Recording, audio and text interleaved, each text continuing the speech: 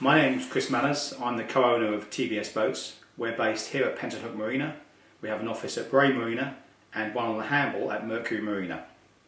We're here in October to do a filming for MDL to show river conditions, cruising river conditions and flood conditions, and what to do on locks when the locks are not manned and the lock keepers are off duty. Today we are going out on a windy. The river conditions have just come off red boards since Monday. We're now on yellow boards, which will show the river flowing at around 2 knots, and we'll be able to show you what to do in flood conditions, how to access a lock, how to leave a lock, and what to do when the lock keeper is off duty. So we're now approaching Pentonhook Lock, and you can see the weir stream is flowing quite strong. There are 1.5 weirs drawn, whereas on Monday of this week all 5 weirs were drawn and the water was flowing at around 3 knots. Now I would suggest the water's flowing at around 2 knots, and as we approach the water flow now, you'll see how it takes us off to port. And if you're in an outboard, if you're in a smaller boat with an outboard engine, you would struggle going upstream in these conditions. Currently we are on yellow boards, but 3 days ago we were on red boards, and that means navigation is suspended to all pleasure boaters.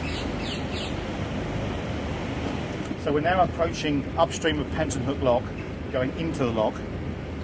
It says self-service, but there is the lock keeper on duty, so he will operate the lock for us, but usually on self-service you would operate the lock yourself. But we can talk you through what he's going to do and what buttons to press when you get to the lock. So manual handling yourself is not a good idea on a single-handed boat. You should really have 2 people aboard at any one time, so one person can hold the stern line and one person can have the bow line. But for this purpose we're alone, so I'll tie off onto the centre cleat and then show you how the lock operates. So we've now tied up into Pentonhook Lock, and we're going to operate the lock upstream by closing the gates and closing the sluices, and then walking to the other end of the lock and letting the water go by opening the sluices first.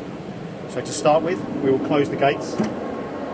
So now we've closed the gates, we are now closing the sluices, which stops the water flow from upstream into the lock. Once the sluices are closed, we'll walk to the other end of the lock and open the sluices to let the water out. So we've now walked to the other end of Pentonhook Lock. We're going to open the sluices to let the water escape, so the water in the lock will drop, allowing us to go to the lower level. Now when the lock is unmanned and it's on self-service, there's a 3-tier process to this sluice opening, and as you'll see, you can go, it lasts for 2 minutes between each tier, so that you can't rush the lock and let the water go too quickly, causing damage to your vessel. So we're now on level 2 of opening the sluice, and it lets us open it again after the 2-minute wait, and that'll let another 33% of the water go from the lock. Okay, so we're now opening sluice 3. This will take another minute or so, and then the lock will be empty and ready for us to exit. So the water has now left the lock, and we can now open the lock gates by pressing gates open, and as you'll see they open quite quickly.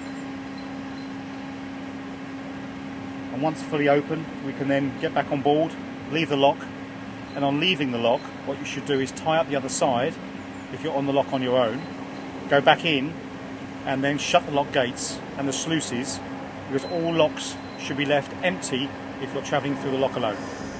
So the etiquette on the River Thames is, on overtaking, is not really to overtake. The speed limit is 4 knots, which is 8 kilometres an hour, which is a fast walking pace, and therefore all the boats are travelling at the same speed. As long as you pass anybody else port to port, left to left, then you'll be in safe water and you'll be clear of any danger. So as you saw today on the water, we got some wonderful scenery in autumn.